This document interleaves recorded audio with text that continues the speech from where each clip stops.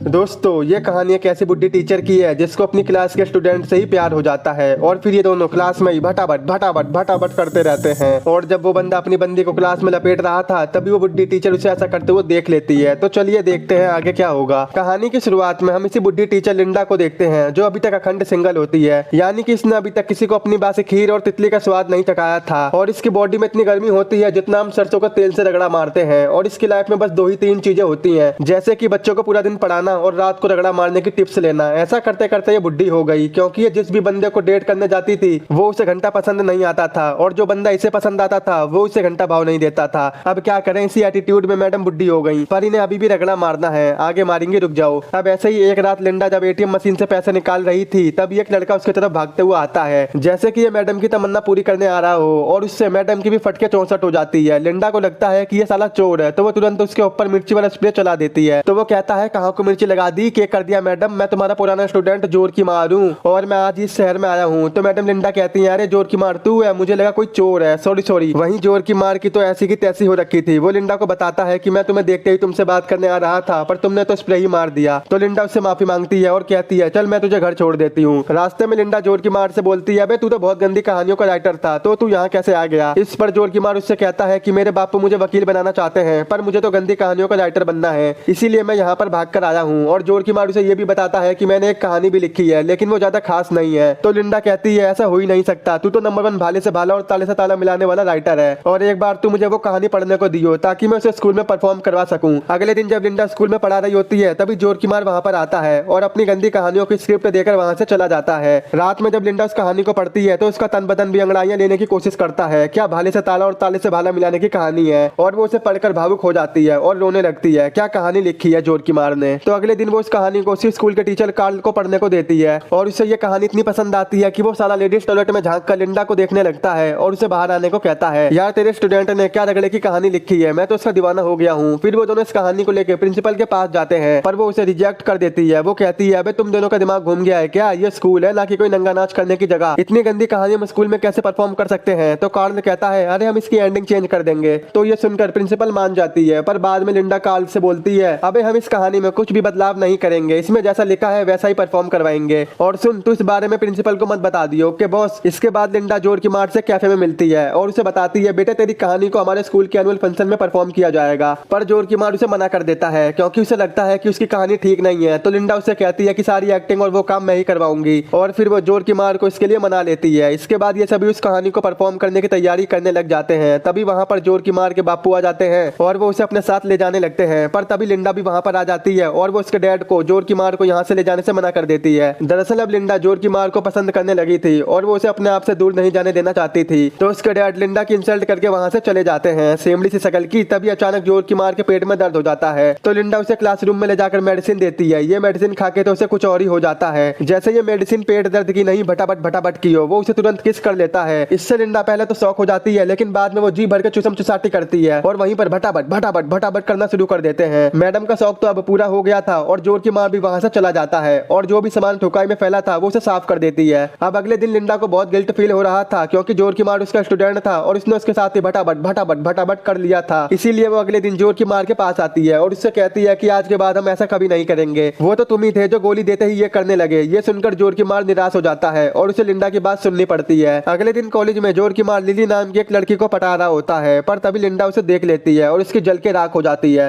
वाह मैडम वाह, ना तो तुम खुद पिलवाओगी और ना ही उसे किसी और को पिलने दोगी। इसीलिए वो लिली को क्लासरूम में बुलाती है और उसे जोर की मार से दूर रहने को कहती है, पर लिली उसकी बात नहीं मानती और अगले ही दिन क्लास में जोर की मार से भटाभट भटाभट भटाभट करने लग जाती है। पर तभी लिंडा वहां भी आ जाती है और उन्हें ऐसा करते हुए देख वो बावली हो जाती है। लिंडा कहती है सालो यहाँ कोई नंगा नाच हो रहा है क्या, जहां मर्जी वहां चालू हो जाते हो, और इसीलिए वो लिली को एनुअल डे के परफॉर्म से निकाल देती है और गुस्से में वहां से जाने लगती है। बाद में जोर की मार लिंडा के पास आता है, वो उससे कहता है तू जल क्यों रही है ये बता। तो लिंडा कहती है झोपड़ी के तू अपनी कहानी पर ध्यान दे ले, ना कि लिली की गुफा पे। तो जोर की मार कहता है तू करे तो ठीक है, मैं करूँ तो गलत है, जब तूने मेरे साथ टेबल तोड़ तहलका मचाया था मैंने तो कुछ नहीं कहा था। तो लिंडा कहती है अबे चुप हो जा कोई सुन लेगा, और ये बोलकर वो वहां से चली जाती है। पर वहीं एक लौंडा उन दोनों की वीडियो बना लेता है और वो ये बात पूरे स्कूल में फैला देता है, जिससे लिंडा की फटके 64 हो जाती है। अगले दिन जब लिंडा कॉलेज आती है तो कॉलेज के सभी बच्चे लिंडा को घूर घूर के देखने लगते हैं और क्लास में सभी बच्चे हंसने लगते हैं। इसके बाद लिंडा जब क्लासरूम से बाहर आती है तो वो देखती है कि गेट पर गाली लिखी है और ये देखकर लिंडा को लगता है कि ये काम जरूर लिली ने किया होगा, इसीलिए वो प्रिंसिपल प्रिंसिपल के पास जाकर लिली की शिकायत करने लगती है, लेकिन प्रिंसिपल उल्टा उसे ही बोलने लगती है कि हमें पता है कि तुम क्लास में क्या क्या करती हो। पर इस पर लिंडा कहती है कि मैंने ऐसा कुछ भी नहीं किया है, ये लिली ही मेरे बारे में झूठी अफवाह फैला रही है, क्योंकि मैंने उसे और जोर की मार को क्लास में भटाभट करते हुए देख लिया था। ये सुनकर प्रिंसिपल को गुस्सा आ जाता है कि एक स्टूडेंट अपनी क्लास टीचर के बारे में ऐसी बातें कैसे कर सकती है। इसीलिए वो सीधा लिली से पूछने उसके पास जाती है। वहां लिंडा उन्हें रोकने की कोशिश करती है, लेकिन प्रिंसिपल इसकी बात नहीं मानती। वो सीधा लिली के पास जाकर उससे पूछती है कि क्या तुमने क्लास में भटाभट किया था। तो इस पर लिली उसे मना कर देती है और कहती है ये सब झूठ है, असल में तो लिंडा और जोर की मार का जुगाड़ पानी चल रहा है। प्रूफ के लिए वो उन्हें एक वीडियो भी दिखाती है जो उस दिन उस लौंडे ने रिकॉर्ड करी थी। इसके अलावा प्रिंसिपल को अब ये भी पता चल जाता है कि कहानी की एंडिंग में कुछ भी चेंज नहीं हुआ है। अब ये सब देखकर लिंडा बहुत डर जाती है, उसे प्रिंसिपल स्कूल से निकाल देती है।